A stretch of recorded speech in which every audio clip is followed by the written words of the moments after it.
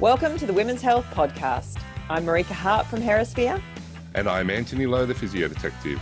Together we interview leading authorities, answer questions and share our thoughts to provide the general public with the best quality information we can find on all aspects of women's health.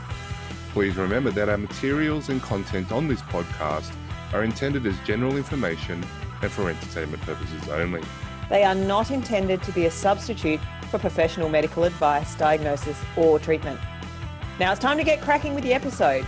So whether you're out walking your dog, driving the kids to school or just sitting back enjoying a glass of wine, we hope you enjoy the show. Hey everybody, welcome to another episode of the Women's Health Podcast. I'm Antony Lo and with me is Marika Hart and we've got Susan Clinton. She's a physical therapist from Pennsylvania in Pittsburgh at Embody Physiotherapy and Wellness. How are you, Susan? Welcome to the show. I'm good. Good morning from my end. Good evening to Marika. So nice to have you here, Susan. I know that Antony and I have both interviewed you on separate occasions for various things and have found you such an incredible font of knowledge. I think we could probably pick your brains for hours. But we were really interested to talk to you today about intra-abdominal pressure, intrathoracic pressure, and really kind of take it back to the absolute basics, because I think it's something that maybe we get a little bit confused about and maybe throw around terms and we don't maybe necessarily know exactly what we're referring to. So without further ado, should we just jump straight in? Are you happy with that? Sounds good to me. Awesome. So can you tell us in your view or from your reading and research, what is intra-abdominal pressure? So what we have to consider is that the entire internal cavity of body is a pressure system. And we have valves that go in between those various pressure systems. So the diaphragm is probably the biggest one most people are familiar with. And it's a muscle that sits between the thorax, where our ribs are and our lungs are, and our abdominal cavity, which is where our liver and stomach and GI tract and all of that kind of business live. And the pressures in the thorax are governed by air coming in and air going out, and the tension of the ribs and the muscles around there to allow that to happen. The pressures in the abdomen are a little bit more constant and a little bit more low pressure because they are inside of a sac. So it's like a water balloon. And water is neither compressible, it's not compressible. So if you push on it, it moves all around. And so we have a kind of a situation where the air comes into the lungs, the diaphragm pulls down to make the air come in. And as it does, it kind of pushes down onto the water balloon to the, abdominal area. So everything kind of moves around. That pressure gets translated down onto the fascia on top of the pelvis and pushes down onto the pelvic organs, which are underneath the abdominal cavity. And the pelvic floor catches that like a trampoline. It doesn't just let go and everything fall out. It catches it like a trampoline. Then it pushes back up. The abdominal water balloon pushes up. The diaphragm pushes up, and the air comes out. So we have kind of this valve system that goes, and we have these various pressures, that are dependent upon the movement of different things to make that happen. So when you think about that, the pressures in the chest, I know this sounds a little engineering, but just stick with me. The pressures in the thorax or the chest are negative, which means that if we expand the chest, the air flows in very easily. Okay, and then when the diaphragm pops up and the ribs kind of come in together, the air flows out very easily. So it has to kind of force it out a little bit, but it comes in very, very easily. And we're designed that way on purpose because if we don't breathe, we're not, there's no point, right? That's the most primal thing we do. So it's set up to be a super efficient, super easy system. And we want to, and the brain really wants us to be super efficient there because we shouldn't have to be thinking about breathing while we're, doing all of the wonderful anticipatory human things that we do walking on the earth. The abdomen itself is what we call kind of a low pressure organ, and it's not a negative pressure. It's a little bit more positive, but it's very low pressure. So we're talking, 1 to 7 millimeters of mercury. That's hardly anything, and that's probably generated more from just the fact that it's a water balloon than anything else. We can increase the pressures around the abdomen by tightening up our tummy muscles, lifting our pelvic floor muscles, squeezing our back muscles a bit, turning our glutes on a little bit. All of those have connections in and around the whole system from the back to the front. And that's what they talk about, I think, when they're talking about core exercises, is those are the deep muscles that actually kind of govern and increase or decrease the intra-abdominal pressure during activities as we move. So I'm glad you brought up this idea of exercise, because that's predominantly really where we're going. For those who are thinking, why are we even talking about pressure? Because I think intra-abdominal pressure is often made out to be the big baddie. And so we're going to talk a little bit about, when is it good, when is it bad? So did you have a question, Antony, before we jump into that? No, keep going. He's good. You're doing well. He's good. So when do we want to increase intra-abdominal pressure? So from a activity, sport kind of point of view, when is it good to increase our intra-abdominal pressure? Right. So the research is really interesting on this, and there's been a little bit of a flurry of research that's come out lately, talking a little bit about what is intra-abdominal pressure changes with movement and why do we have it. And if we're laying down and being restful, our postural control muscles should not really be working. We shouldn't need to, to have muscles on and over recruiting while we're laying down and resting. That's the whole point of resting. But as we begin to move, we have to have variations of different pressure changes, or else we wouldn't have any kind of tension or tenacity to the bridge or the spine and the framework. So muscles pull on the bones to get us moving. And so with that, we have to move this visceral sac around. It's part of who we are, and it's how it's how we eat, and circulatory stuff and all kinds of things go on through there. And so as we begin to move this visceral sac around, we have to have some pressures to be able to do it, because otherwise it's just flopping all over the place, just kind of like, just being thrown around, and we're not comfortable that way. That doesn't feel good, and our body wasn't designed to work that way. But what happens is that we begin to, depending on the task, we'll tighten up certain muscles or ask muscles to come on and play to bring some oomph to the system, so that we're a little bit more together as we move around. I hate to use the word stable, because everybody likes to think that we have to have this kind of super tension all the time, and that's stability, and it kind of gets confused as to what really is. So I just call it, let's keep it together, right? So if I'm getting up out of bed, there's going to be a pressure increase in my abdomen in order for me to push up out of the bed. If independent on how I get out of bed is going to depend on which muscles are going to have to come into play. So if my baby is crying across or screaming into the next room, and I wake up out of a dead sleep, I'm probably going to jackknife myself out of bed.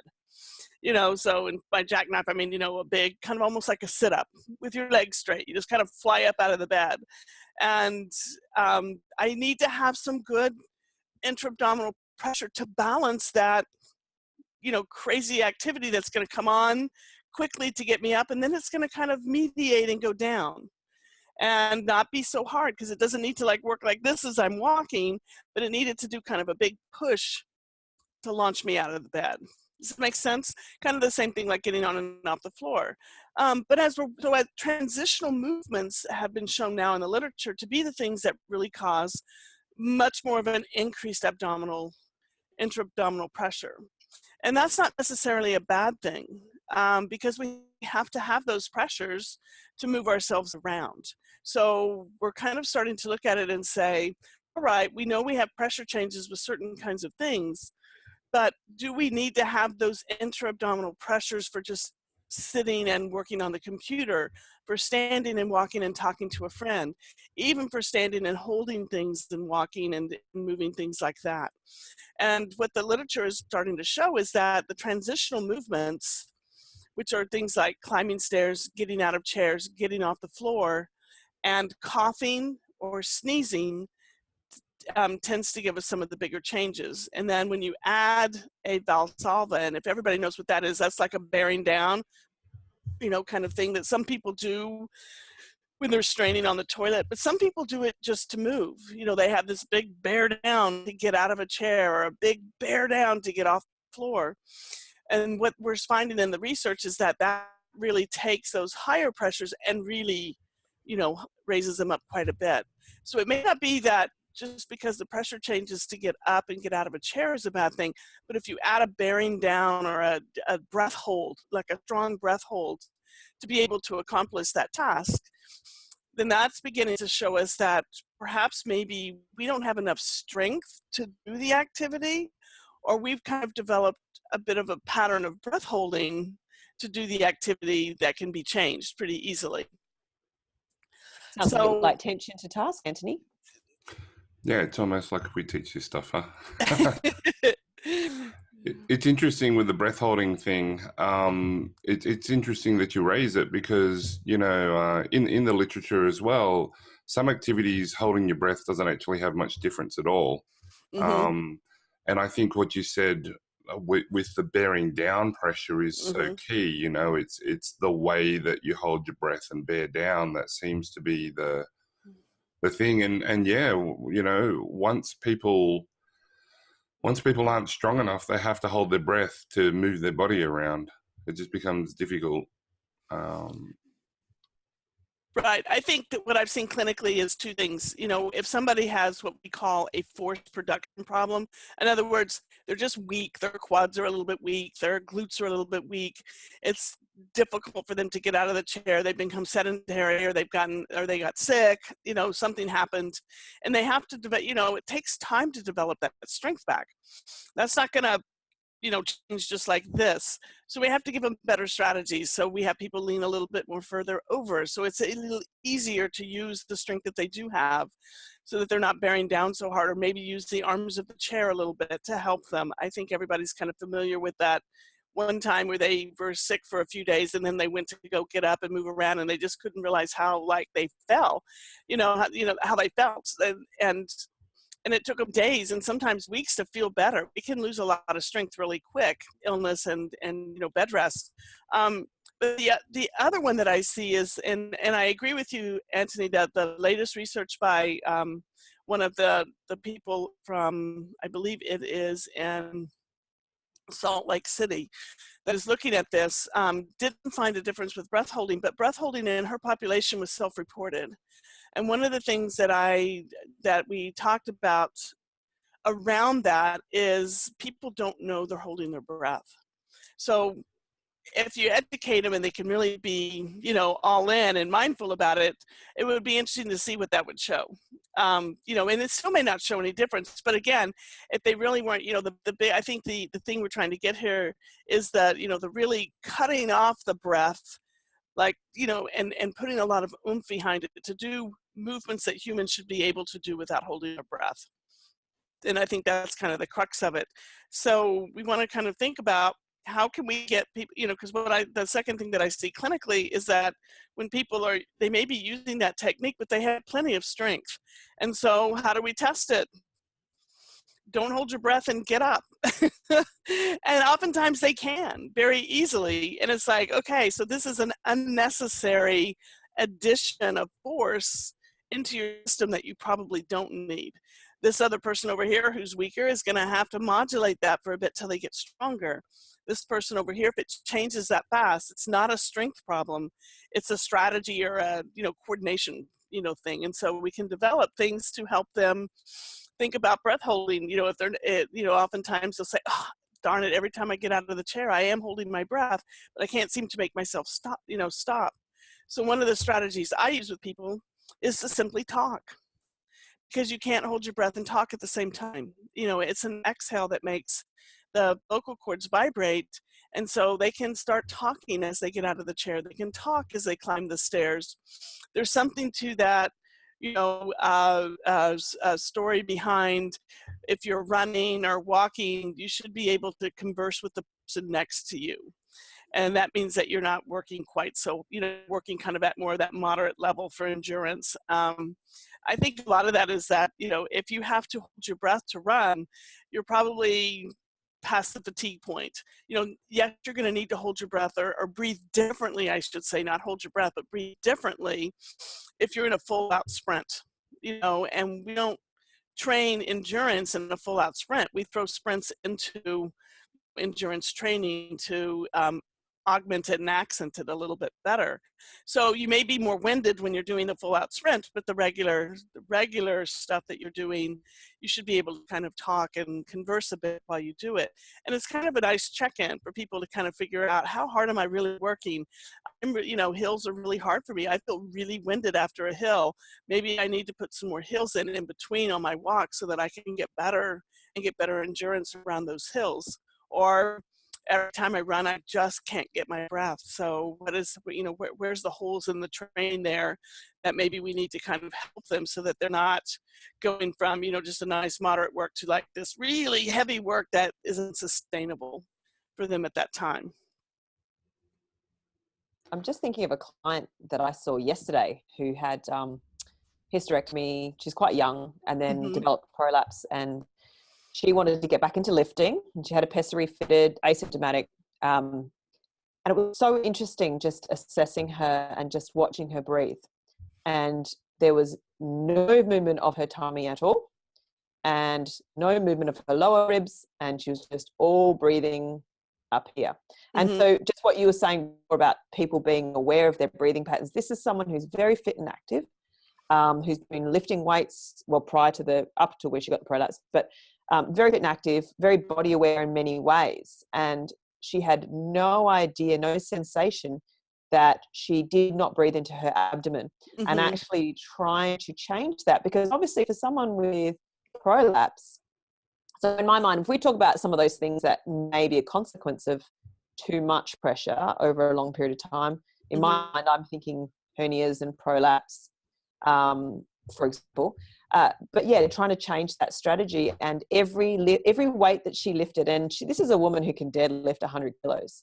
I was getting her to deadlift, 20, 30 kilos, and on that breath hold every time. And she said, I've never done it any other way. I don't know how to lift it up. And I'm like, well, if you're lifting your baby who's 5 kilos or whatever, when, Antony talks a lot about this tension to task, but that's a high load strategy.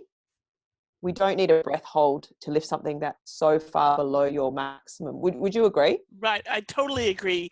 And I will say that if somebody is lifting their 1 rep max, they're going to have to breath hold.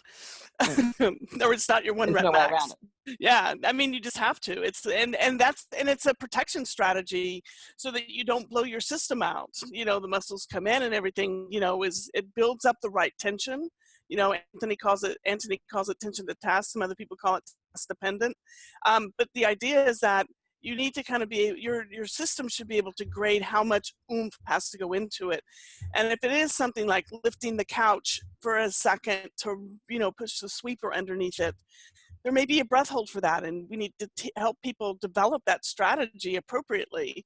But lifting their baby, if they can do that, then they shouldn't really need to be having to use that big oomph and that big emphasis to lift things that are much lighter. So I totally agree that there are times when breath holding or even kind of like kind of going is important. One of the things that the story that you're telling, Marika, I love to hear, because when we have abdominal surgery and we have C-sections as well as vaginal deliveries, I think people forget that we've had an interruption into the pressure system at that point in time. So the uterus, especially in somebody young, is not a small organ. It's not. In postmenopausal women, it is, but people who have not gone through menopause, young women, this is a major organ of the female abdomen. And although it sits down below the abdominal cavity, they actually go through the abdominal cavity part ways with the laparoscope as well as, if they're doing a vaginal excision or if they're doing an abdominal one, but they're still poking holes in the abdomen to go down in and take a look at this. And whenever you have that happen, that's changing, that changes the pressures. It's like poking a hole in the water balloon. Yes, it'll heal up, but oftentimes what happens is when you wake up from the surgery, your brain is like, I don't know what just happened down there, but we got to figure out a way to breathe. And so maybe in a protective way, the brain just says, don't move all of that area, let that heal, let's breathe a little bit more shallow. And it becomes a thing, right? We're good at it. We can make it really efficient, really fast. It probably wasn't a wrong strategy in the beginning, but for whatever reason, the variance around that breathing pattern never returned. So this is somebody who probably could breathe, and probably with a little bit of work can get that, those patterns are in there. We just need to kick basal ganglia out of the chair again and have them pull up those maps so that they have, that variant. But I think in the beginning, post having a baby, and all of you out there who have had children or know people who have, that first week, when they're talking and laughing, it's very, very, very shallow and very light. And there's just no oomph from the system underneath, because in the case of having a baby, you just you really have popped the pressure balloon and everything goes whoomp. And so now we have muscles that are long and tissues that are long because they were being stretched and pulled as we were growing the baby. And then it's suddenly, it's gone. And so the brain has to figure out a way to cope with that and still get you up on your feet so that you can go pick your baby up and feed your baby and, do the things that you need to do. And so oftentimes we'll have a change in strategy. The diaphragm may work harder to hold us together. We'll breathe a lot more shallow. We'll do different things in order to kind of protective to the system that just went through this event, but still be able to function. And there was an interesting study that showed that post C-section females had sudden higher increases of intra-abdominal pressure than their counterparts that were just having abdominal surgery. So that's very, very interesting to me because, as we talk about, C-section, even though it's the uterus, the pressure system is still being involved because, everything is so big. But I think the reason that happens is, the whole changes in pregnancy and that whole tension system that's growing and growing and growing and getting stronger as, because it's such a rapid event over 9 months. When we pop that, there's such a sudden loss underneath that I think the diaphragm really works harder. We don't have any proof of this, but it makes sense to me, the strategies and the, really kind of changing your posture and, holding that diaphragm as hard as you can, and that shallow breathing really can drive that intra-abdominal pressure up. And we would do that so that we could have the ability to get up and move and do the things that we need to do. There's also the idea of, putting supports on and things like that to kind of help mitigate that just a little bit so that the brain doesn't feel like everything has kind of fallen out. So I think in the beginning, following those kinds of things, it's a protective event, because there has been, I don't want to call it trauma, but there has been, surgery. There's been an interruption. There's been, some invasive stuff that has gone on, and the brain knows that it needs to heal. But again, maybe, it just never really changed. We get busy, so we don't think about it. And here's this person who's very motorically sound, but hasn't really thought about what's happening with her breathing, in the light of everything else that's going on. Mm-hmm. So I find that kind of fascinating. The other thing that I see a lot too is I see a reversal of what their abdominal, system should be doing. So when we talk, when we laugh, when we scream, when we blow out hard to get up off, to lift something really heavy, everything should be kind of coming in together, to create that pressure with the pelvic floor coming up underneath and being balanced by the vocal cords and the diaphragm. But what I often see is as people talk and laugh and cough and do things, I see their muscles doing a there's a sudden outward motion of the muscles, which means that the pressures aren't being developed and pushed up. And that's the other reason for intra-abdominal pressure. We need to have an exhale that's going to give us enough force to shake our vocal cords and allow us to talk, or to, push the air out as we're really sprinting and running from the tiger. So you're always listening, right? When you're talking to your clients, you're listening to their voice. And what are you listening for? Are you listening for certain sounds in the way that they're, even in your sort of conversation? Sure, yeah. Besides watching their abdomen move in the wrong direction, so when they cough, everything pushes out instead of pulling in, means they can't clear the cannot clear their airway efficiently. Wow, I'm gonna have to put my brain back on again, because all the pressures are going down, and that's not helpful if you're already leaking, or or you're having pain, down in your pelvic floor. When you get those constant pressures going the wrong way, we want to reverse those and get them the right way. So the talking, bringing that up, kind of helps a little bit, because what I look for is their ability to inflect. Like, can they go up? Can they go down? Can they tell a story? Can they, have those moments of accent and emphasis and things like that? Because that, you have to be able to coordinate that system to do it. I also listen to see how breathy their voice is, and or maybe how craggly it is. As we age, there's some changes in our mucosal tissue. And if we have this, kind of craggling voice, it kind of gives me a window in that, wow, there may be some, mucosal changes down in the pelvic floor too, because where the pelvic floor goes mucosally, there goes the visceral system all the way through. And so that can kind of be a window in. If it's kind of breathy, or if it's light, that may be not enough oomph in the system. Vice versa, if there's a lot of pain, there may be, kind of the strained, you can hear the strain in their voice and hear the difficulty that they're having, just kind of relaxing everything enough to allow those vocal cords to really, vibrate appropriately. So for our listeners, who, this podcast is for the general public, what should they be looking out for in their own voice, in their own exercise, in their own breathing? What are some simple things that they can look for to see, and things to do that can increase their variability in the way that they do their breathing, in the way that they can pay attention? And it's not to freak them out that they're doing the wrong thing. Yeah.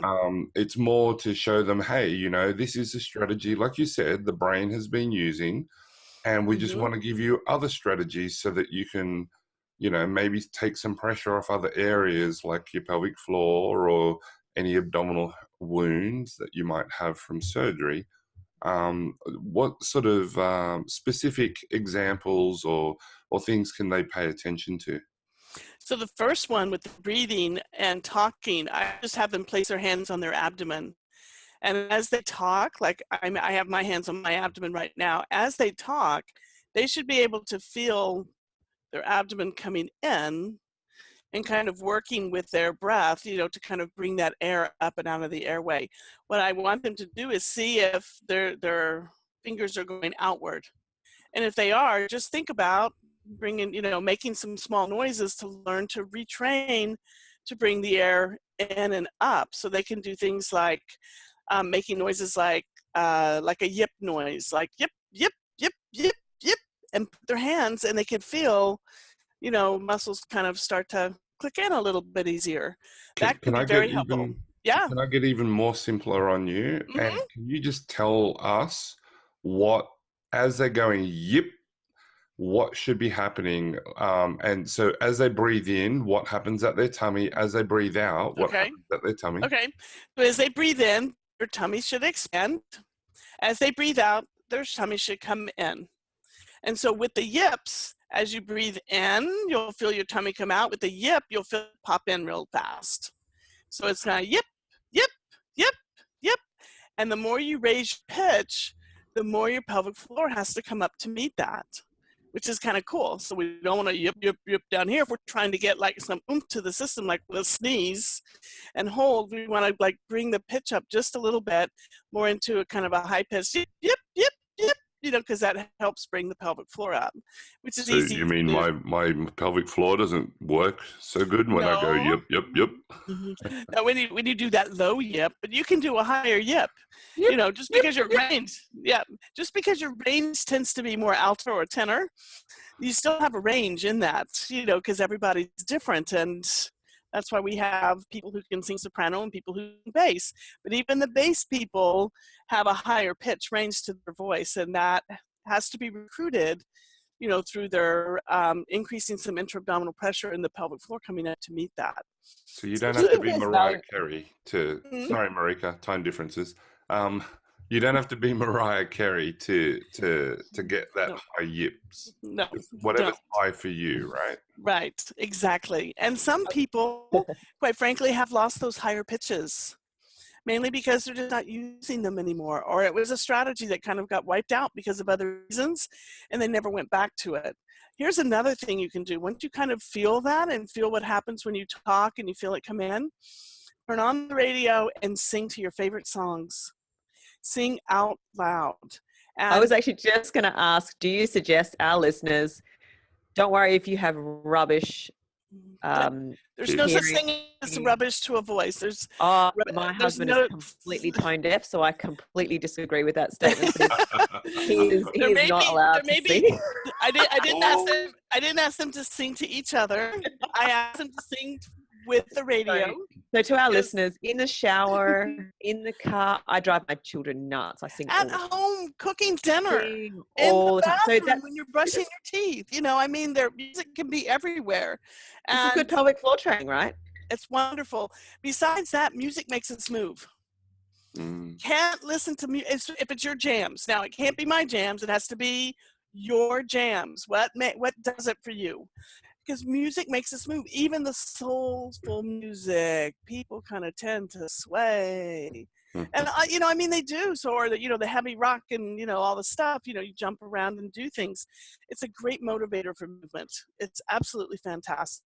But sing, because the singing to the music, not only is it reactive, you're anticipating a little bit if you know it, but it's still, you have to kind of go with it. It's telling you where to go. You're not telling the music where to go.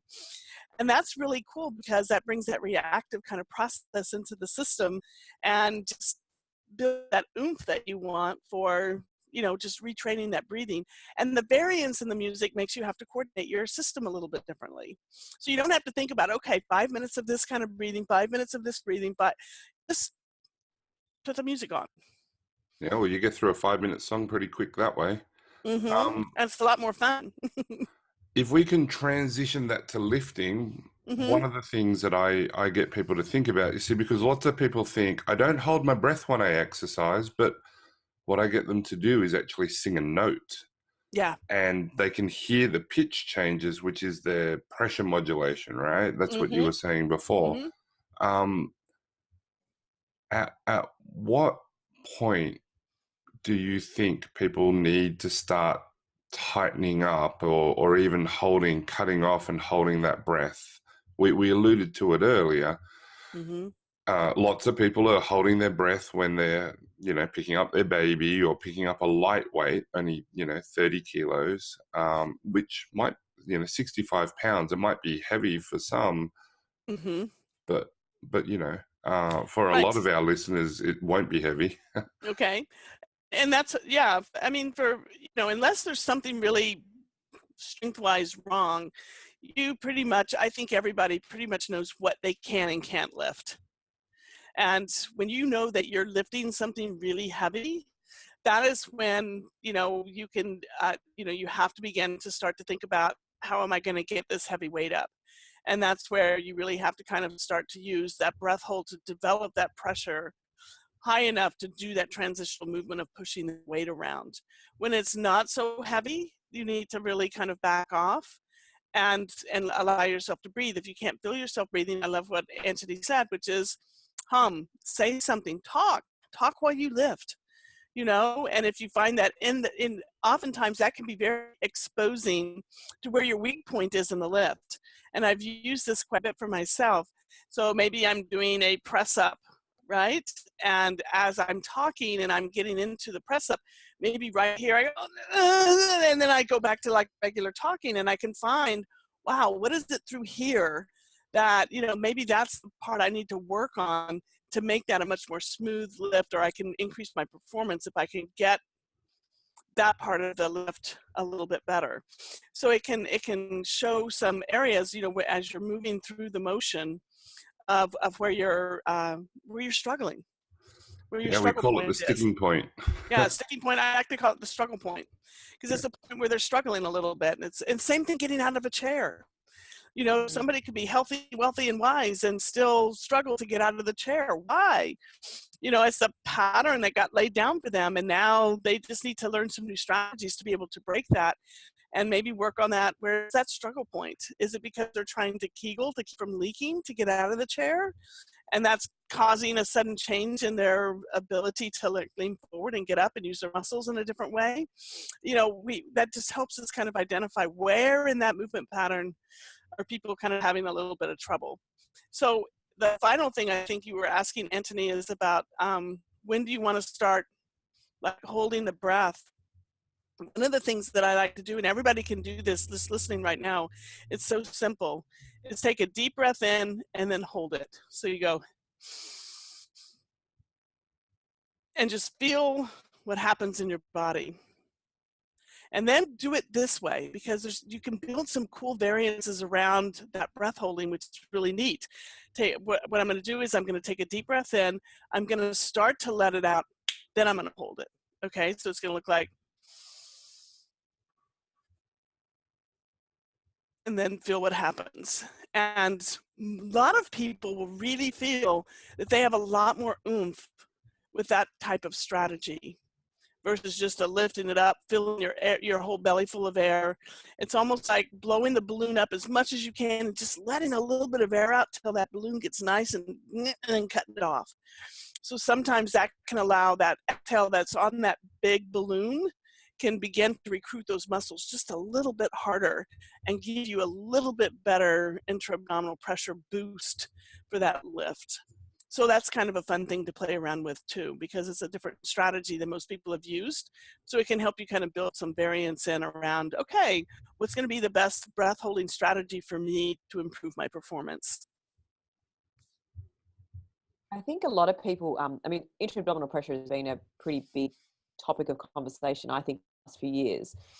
A lot of people want to know, you know, which exercises produce the most pressure, which ones do it's here and lower pressure.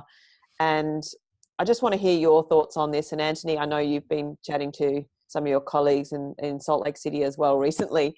And do you want to just go through a little bit about what we know from the research as to maybe whether it's about the type of exercise or maybe it's more about how we do it?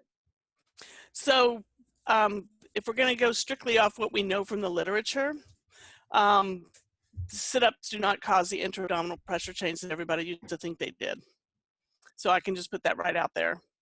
And a lot of people are like, you know, always are coming at me like this when I say things like that. But what we know that does the biggest increases of intra-abdominal pressure are transitional movements, and transitional movements with a Valsalva or a huge bearing down type of motion. And stairs are one of those things as well. So bearing down while you're going up and down stairs is a problem. And that's some of the latest research that's come out, and quite a bit of a difference between things like sit-ups and some of the other exercises that people don't like, and this group of exercises over here. And what the interesting thing is that the thing we warn people off of really aren't increasing their intra-abdominal pressure nearly as much as the things they're doing all the time. Because people are going to get out of chairs, people are going to go up and down stairs, and the strategies that they're using may not be the most effective for really controlling those pressures. In other words, they're working too hard. They don't need to work. We want people to not work so hard with those types of human movements that they should be able to do pretty easy. The other one that the other latest study that's come out is looking at carrying. And they looked at back carry and front carry and side carry and awkward carry, which is like the car seat way over here, right? And a combination of the carry, so side carry, front carry, and awkward carry all at the same time. And the more that you move, and we know this physics-wise anyway, the more you move objects away from your body, the harder you have to work. So the closer things are into you is better, the further away it's harder. But our new moms are walking around carrying car seats away from their body, and the car seat weighs a good bit of weight, and so does the baby. And these are realities. So what we need to do is figure out, so rather than worrying about sit-ups, I'm more interested in worrying about how are you mitigating and mediating, this everyday activity that you're doing. And, how is that driving your symptoms? Are you leaking when you're doing it? Are you having pain when you do it? Are you struggling with this? What's happening here? That, to me, seems to be more important than worrying about if they're going to go to the gym and do some exercises. I think if we ask them to kind of scale their exercise and, be able to kind of work their way up slowly, they should be fine. If they have known prolapse, like you already talked about, Marika, and they need to probably do something, to protect that a little bit. It's like putting an orthotic in your shoe. The pessary just kind of helps, take up some space where the tissue, not the muscles, the tissues can't hold anymore. And that just kind of protects that area, so that, because the pelvic floor still works around that pessary very, very nicely. And so we just want to bring those in and make sure that they're not breath holding or bearing down as they're doing those exercises, that they're actually able to, so if they can't do a full sit-up, they can do an angled sit-up, and begin to bring, the system on in a way that it can cope with it, and then they can move that angle back as they go. Yeah, there's some really interesting stuff out of that Salt Lake City group. Mm-hmm. I got to see some pressure traces, and what's really interesting is that a lot of the pressure that's developed is actually before the work is done. Yeah, It's just before lifting, and then I'm pretty sure. So you're referring to Yvonne Sue's work, with the rest of the group in 2018. It was published, and I'm pretty sure that one of the conclusions in that paper was that carrying for 10 seconds less only drops the pressure by 3 centimeters of water, which is negligible, and we know from lots of other research as well that, for example, most Pilates exercises, 11 mat exercises and 11 reformer exercises were done, and all of them pretty much came in under what getting up out of a chair involved. Mm-hmm. Exactly. So, lots of the lots of the myths that were around exercise, like you say, like it's much better that we look at what people do. I've said it for years and years and years. I like to teach women how to lift up 35 pounds, 15 kilos right off the bat, right after pregnancy, because that's what they've got to do to put a pram in the car. They're already doing it. Yep. You might as well learn how to do it differently.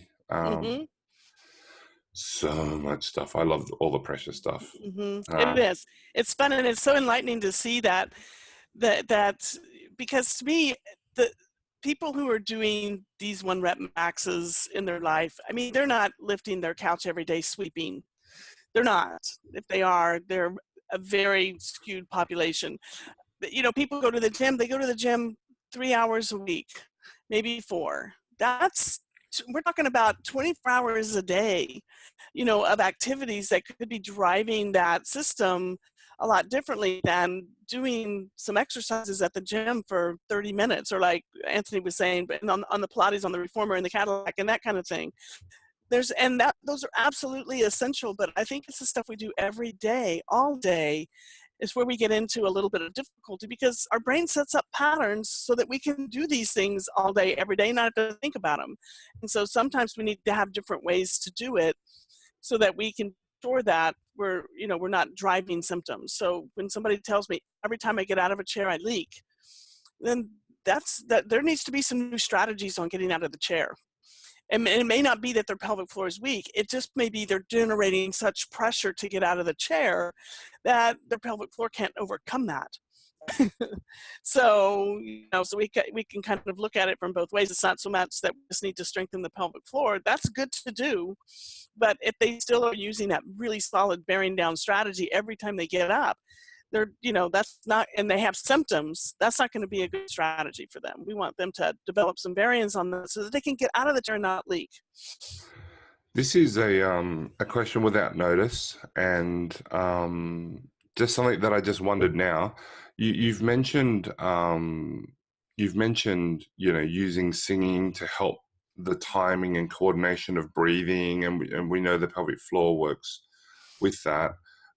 We know from the research that running, for example, in people with pelvic floor dysfunction can have greater contraction ability than what they can think about squeezing as hard as they can.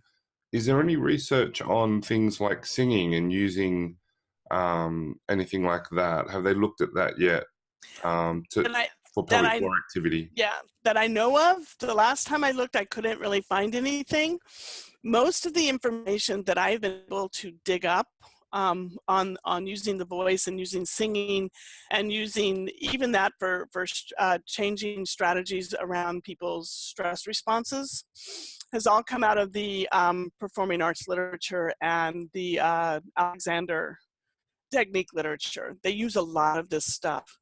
And people will use breath and stuff to get them like hyped up to get ready to get on stage. It's like the sprinter who uses they kind of make noises and they use all kinds of things and forward head and panting and stuff to drive that system up because they're fixing to jump out of the blocks on a big sprint. Or they can, use it to calm things down. And oftentimes they'll use lower tones to kind of like, to begin to settle and get the deep vibration in, to bring the system down a little bit. That reminds me of giving birth, actually. But I haven't seen anything that talks about, adding that onto running. Now, that doesn't mean it's not out there. I just haven't found it yet. So on that, just for our listeners, you're talking about the autonomic system, the sympathetic system, and the parasympathetic system. The flight or fight, yeah. Or the fight or take flight. Care of yourself and long-term survival, yeah. So in what ways might they notice that? You talked about being really revved up. If they're sitting down to relax on the couch and they're still stressed out, what are some of the ways that they can use the breath work and this pressure work that you're talking about to help with those things that they might notice? So what might they notice and what can they do about it? So what they might notice is that even though they're like trying to relax, their heart rate may be kind of still, up there, they may be more aware that, it just feels like that they just can't get a nice, good, deep breath. That one that you look for that's kind of like that, that I'm going to exaggerate it, but that's actually what that is, that letting go. And so you can do that with a couple of things. You can do kind of a nice little long exhale. So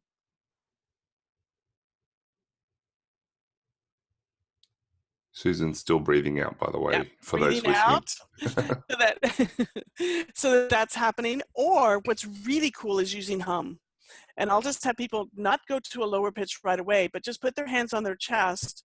And if they can't feel it on their chest, put it just kind of like right on their neck easily. And just give yourself a hum.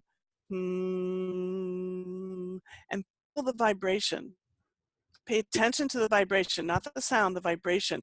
And then practice bringing that hum, that vibration down. So come down to the lower ribs. See if you can get that vibration in there. Down onto the abdomen. And then take it down a notch. And what they'll notice is keep doing that, they'll get that vibration lower and lower. And when you start getting that vibration lower and lower, it means that you're not holding all of those deep muscles in a readiness to act, that they're letting go because it's now time to do a readiness to rest. It almost reminds me of The Wolf of Wall Street, and where Matthew McConaughey's he was doing his breathing warm-up exercises, and the director saw him. He was doing that, and he said, "You got to do that in the movie." And so that's how that scene came about. But he was doing breathing exercises, and exactly. Singing teachers have got lots of breathing exercises that you can do, and humming and singing exercises. I know just how stressed I am on a course based on the pitch that I'm speaking at when I'm teaching, you know, and this past weekend, the past 2 weekends, I've been pitched right up there. And, you know, sometimes it's a deliberate, conscious effort, like you're saying, to let that go and get down deeper. Right. You can speak like Barry Right. White. The dulcet tones. You know, the difference between teaching to a group, Antony, and talking like this, I mean, is profound, because when you're in the middle of a group, you know, you're performing, and performance requires a different set of circumstances. You know, it requires you to be on, it requires you to be up, it requires you to be focused. So you're gonna have some of that stuff going, because your brain needs to be sharp, and you need to, you know, be able to dive right in and pick things out, and, you know, keep things going, and keep the rhythm up, and the whole thing. And it's exhausting. You know, there's no question that at the end of that, you know, it's like, oh, I mean, you're just like wiped. Which is, you know, which is what performers go through. People who run sales meetings. You know, I've done this with a number of lawyers that I treat with, that have come to me with pelvic pain. And, you know, some of their pain really gets driven before certain meetings. None of them in court. They're all just meet amongst their peers. And, you know, I get, you know, they work on this performance.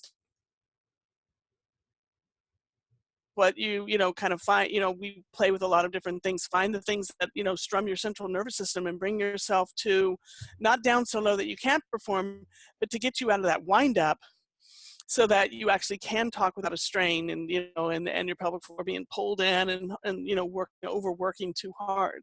And, you know, so there's a lot, you know, there's a lot that this can happen with. I mean, some people, it may just be, you know, talking to their kid's teacher is stressful enough. Being able to get a little mindful before you go into a stressful meeting can be helpful, because those are the things, again, that's that whole deal, that those are the things in everyday life that we face that we don't look at, because we're so busy looking at what exercise should I do over here.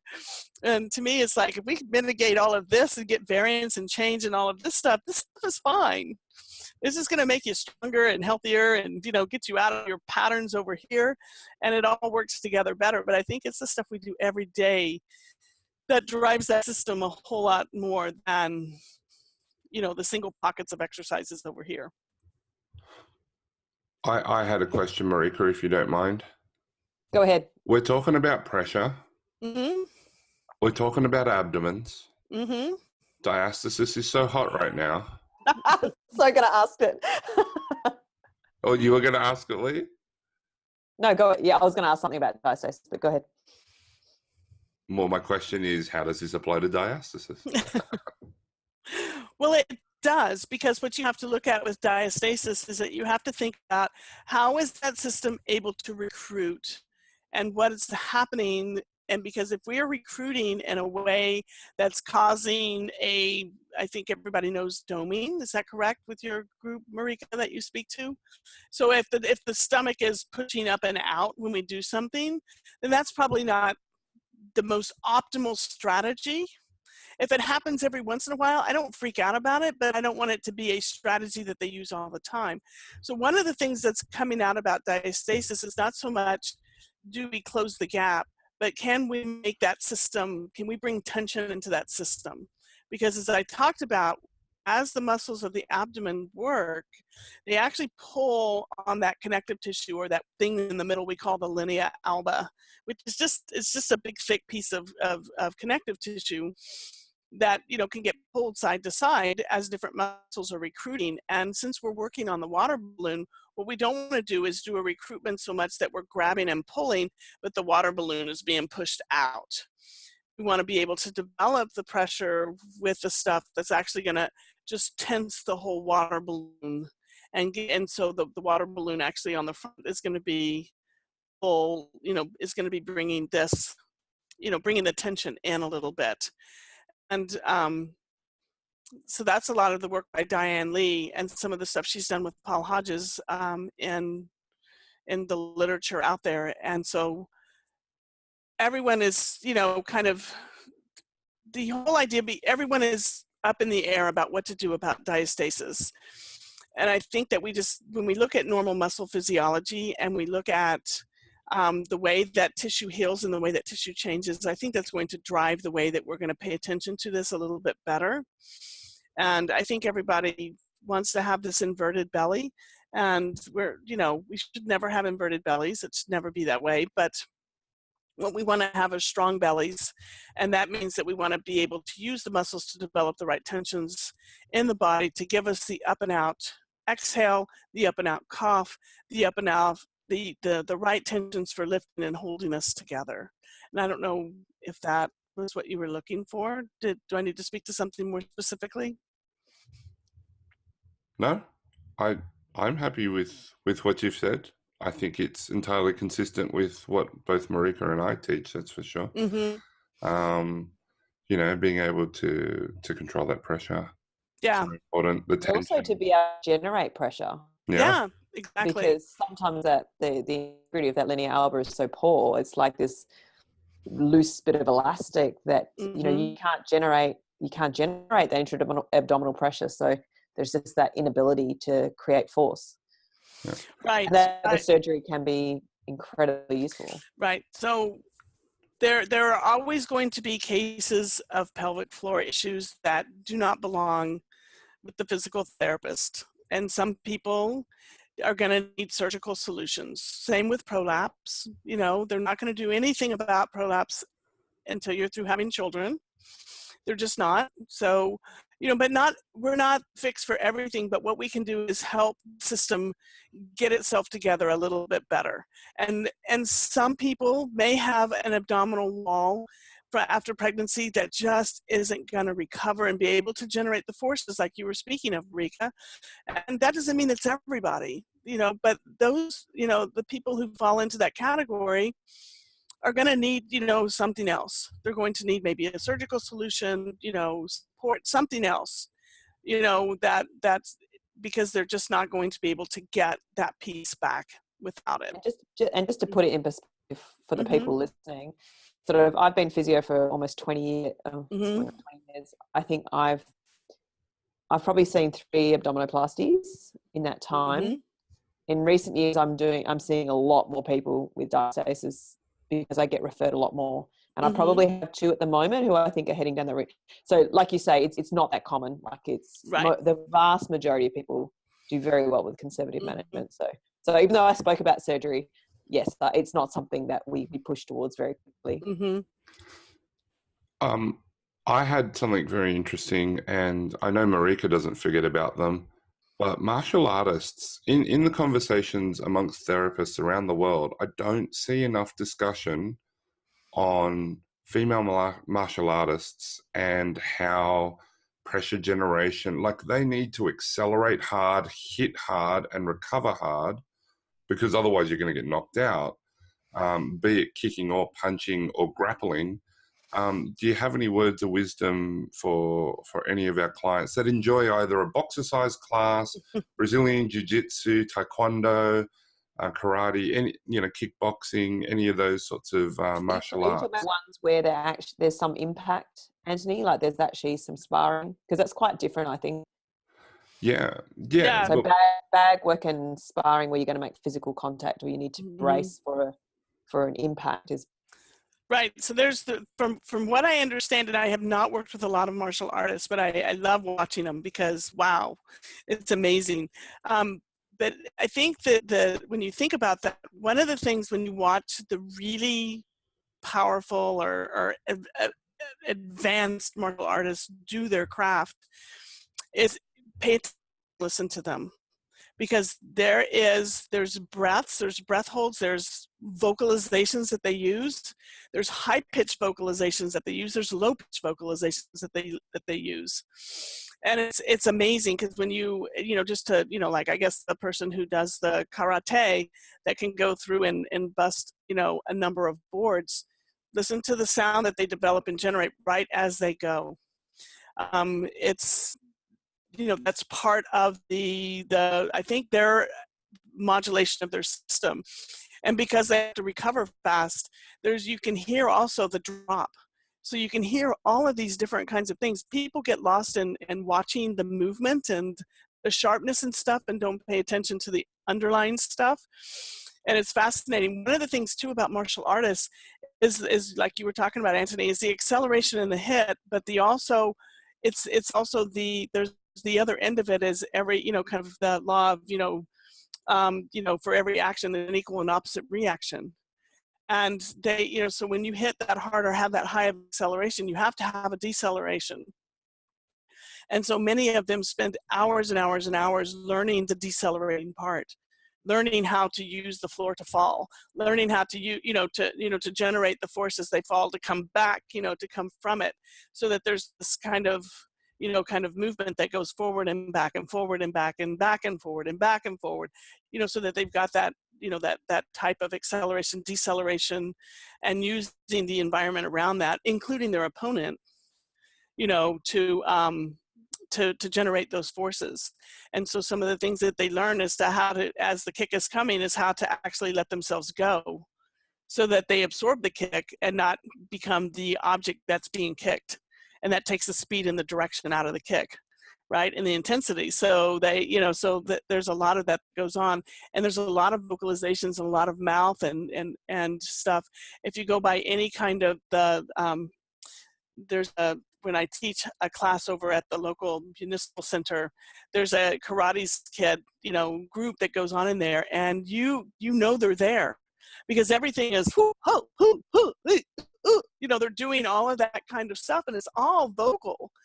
And I just love it. It's just like, wow, this is like, and for them in their culture, that's that primal piece, and I think it's amazing. So, I mean, that would be how I would talk about that. If I had somebody in, it would be interesting to kind of see where or what the issue was or the problem was. Would it be in the acceleration or the deceleration phase? What I've noticed, what their strategy would be. I'm just thinking, like when I first started martial arts, which is quite a few years ago, when I was about 19, it's about 5 years ago or so, a little while ago. But the old style taekwondo was very rigid. Every movement was just rigid. It was the same speed throughout. There was a lot of tension all the time. I remember feeling sore for years, like just my body was sore all the time. That has evolved. So this is within the taekwondo that I do, which is an ITF, the original style. There is now a relaxation and then an acceleration. And obviously we exhale sharply with every movement. But it's amazing the difference that you feel to your joints, to your muscles, to everything is very much, and we're training people to relax, let go, so soften, have a backward motion, and then accelerate and exhale through that movement, which I think is just, probably a lot better for long-term health and longevity of our joints as well. Right. And it's one of my nephews is doing a piece of Kung Fu, and a lot of it is really what he's really learning. He was talking to me about it, is they use a lot of low humming, and they spend a lot of time working on a lot of elongation. And it's not just like increasing, like we think about with a hamstring stretch. It's about literally decompressing their joints and getting the most out of every kind of movement and hold that they do. Opposite from the, kind of pulling in and using strength. They use that too, but the emphasis that they're working on is that other part of it that, gives them that tension that they'll have to it, almost like creating the recoil before they need it. So like you talk about that kind of letting go before you go, so I think that's kind of creating that, almost, those spindles, to like really be able to respond so much more efficiently in the muscles.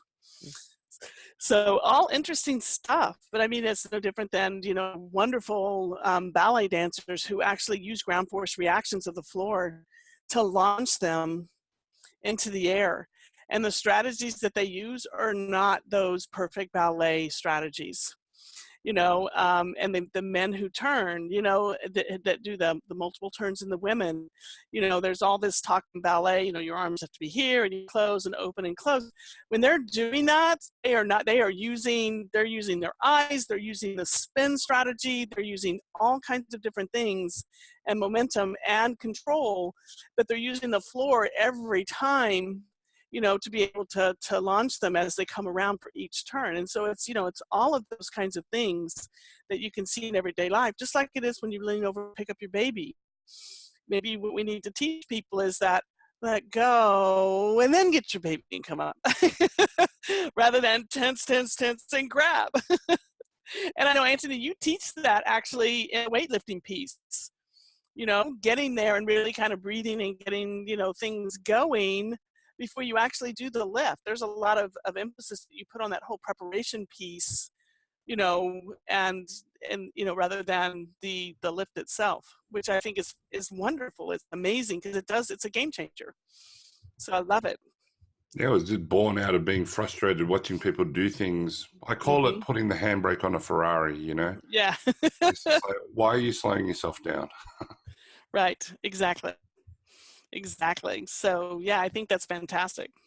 But, a lot of all of these things, and if you listen to power lifters, I didn't know any better a long time ago. And I used to think that, it was just such a guy thing, to like yell and scream in the gym. And I mean, if you're going to be getting anywhere close to your 1 rep max at some point you can hold your breath for so long and you can lift it. And at some point, as you get ready to toss the weight down or do whatever it is you're going to do, there's a scream that comes. You got to let that pressure out somehow. And it's not going to come out as it's going to, and when you watch, Olympic weightlifters, oh my God, the yelling that goes on, it's crazy, but it's powerful and it helps them mitigate their pressures. They don't have it when they're lifting, when they're trying to do their best performance ever, like they have to beat the guy that just lifted beyond them. So they've got that one time in them. And, then there's that tremendous stuff that goes on afterwards when they finally break that, that whole thing that they developed just to get that weight up. You watch their whole body reverberate and and the scream and the whole thing that happens. And that's an appropriate response to that kind of thing. So Susan, you're a CrossFitter, right? I have been a CrossFitter. I still lift. My CrossFit gym, unfortunately, has canceled their morning sessions. They're only having evening sessions, and that is absolutely the worst time for me. So I'm doing some Pilates now and some lifting. And you're doing some singing as you do TRX, but I have, there's some apps for HIIT, so I still follow those, and I can do my own high intensity kinds of things because I get the most out of that, and some of the lifting than I did from anything else. So it gives me enough variance because the app comes up and it tells me this is what today's thing is, and so I don't go, I don't want to do that. I just sort it out and figure it out, and let's get through it. So some things are good and some things are bad. I'm hoping to find another. I'm hoping to find another gym, but Gary sold his gym, Antony. Oh, okay. Yeah, okay. And then they immediately took away the times that were the best times for me. Oh, that's a shame. That's such a shame. I know it is a shame, but maybe it was a little time to move on and do some new things and keep looking for the place I want to go, which it's okay. It's good. You can always go visit Anna down the road. Mm-hmm. Yep. Always. Beautiful. And that's where Christian is now. Oh, I know. I'll be helping Anna very soon in the next week or so at the games. Yep. So, I'll probably run into Christian at some stage too. I don't know if he's gone or not. Don't know. Beautiful. Okay. Anything else? I think we're good. I think we're good. There's lots that I would love to talk about, but Susan, we could talk for hours. I could do this for hours too. It's so much fun to nerd out. I love it. Do you want to let people know where they can find you? And you also have a podcast, so I do. Give that a plug too. So I'm as you said, I'm located in Pittsburgh, Pennsylvania. I'm actually in the suburbs. My website is www.embody.pt.com. That's where my courses, our client resources, and all of that good stuff, my blogs are located. I do have a podcast. It's called Tough to Treat.